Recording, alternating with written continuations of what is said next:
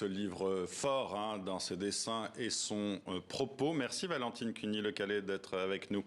Vous publiez chez Delcourt Perpendiculaire au soleil, qui retrace vos années de correspondance depuis 2016 avec Reynaldo McGurk, j'espère que je le prononce bien, jeune homme noir américain condamné à mort et co-auteur aussi de ce livre, même si son nom n'apparaît pas sur la couverture. Un récit épistolaire inscrit dans le réel, tout en pudeur, et où le dessin dit beaucoup, forcément, des sentiments intérieurs. D'abord, expliquez-nous pourquoi, à seulement 19 ans, vous avez choisi de correspondre avec un homme condamné à mort. Est-ce que c'était seulement votre refus de la peine capitale ?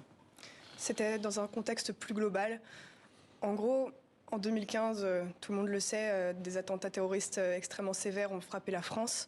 Et ça a remis la question de la prison, de la punition au cœur du débat, avec, à mon sens, des réactions politiques parfois assez honteuses.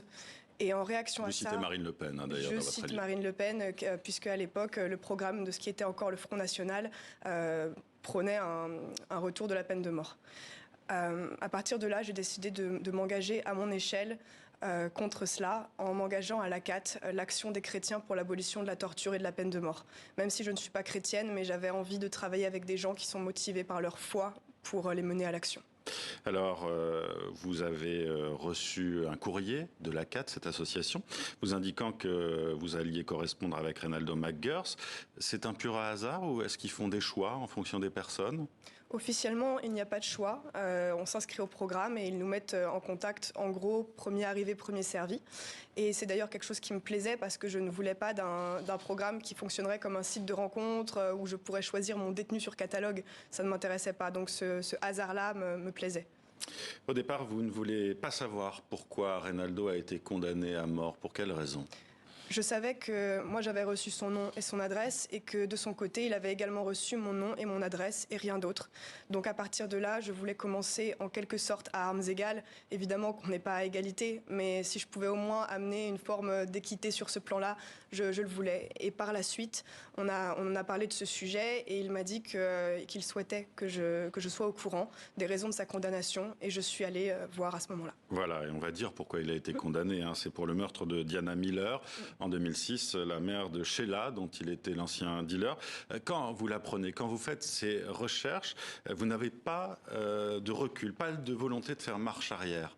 Pour quelle raison ?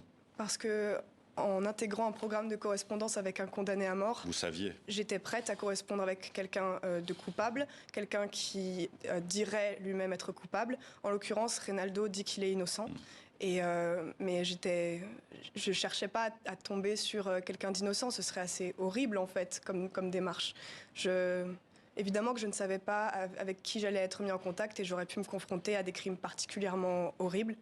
Mais j'aurais tout fait dans tous les cas pour que ça fonctionne, pour que cette correspondance fonctionne. Quoi qu'elle ait été le crime, oui, vous sauriez continuer justement. Et c'est ça aussi le propos de votre livre qui est étonnant, c'est que on a l'impression que c'est pas ça qui vous concerne, c'est vraiment cette relation avec l'autre.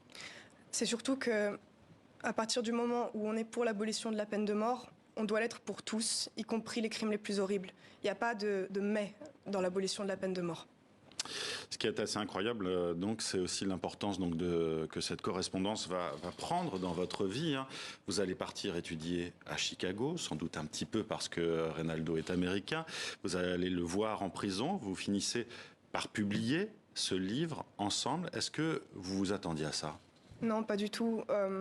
Quand je me suis engagée dans la correspondance elle-même était un projet et j'avais vraiment pas idée que ça puisse devenir le moindre projet littéraire ou artistique. Vous étiez étudiante en art décoratif à l'époque. J'étais étudiante aux arts décoratifs, sauf que en étant mise en contact avec Reynaldo, je me suis rendu compte que même si sur le papier tout nous oppose, et plus que sur le papier d'ailleurs, on avait quand même des points communs, notamment une pratique assidue de l'écriture et du dessin. Oui. C'est incroyable. Puisque Reynaldo dessine, Reynaldo écrit, et à partir de là, ça a nourri notre amitié et ensuite ça a nourri cet ouvrage. Et justement, moi la question que je me pose, c'est quand on sait que quelqu'un a été condamné à mort pour un meurtre. Il le conteste, Reynaldo. On n'a jamais d'arrière-pensée de se dire je peux être ami avec cette personne ? Ou ça rejoint ce que vous disiez tout à l'heure, il n'y a pas de mais. Je ne sais pas si j'aurais pu être autant amie avec quelqu'un d'autre.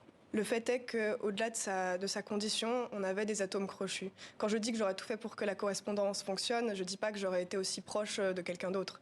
Mais en l'occurrence, ça a été le cas. Ce livre questionne aussi les conditions de vie des détenus aux États-Unis, qui sont inhumaines, hein, on peut le dire, notamment pour ceux qui attendent dans le couloir de la mort. Hein.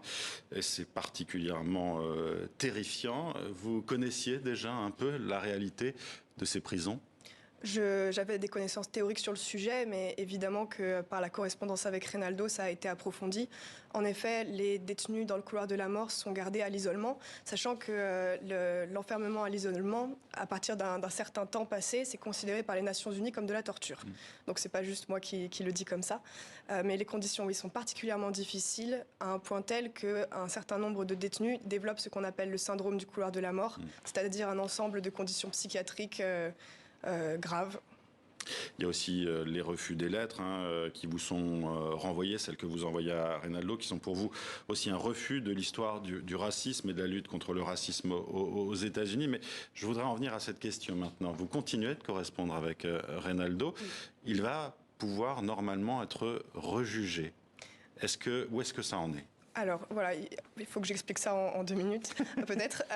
En fait, sa sentence a été déclarée inconstitutionnelle, la sienne et celle de plusieurs centaines d'autres condamnés à mort, puisque la sentence avait été promulguée par un jury non unanime, ce qui est illégal depuis 2002.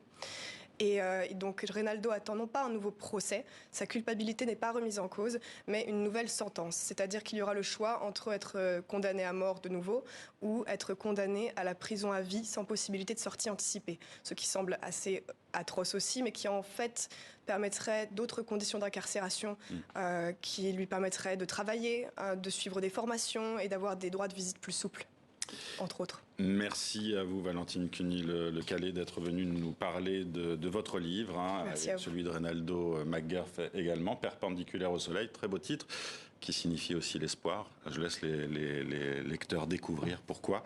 Et c'est publié donc chez Delcourt. Merci d'avoir été avec nous. Merci à vous.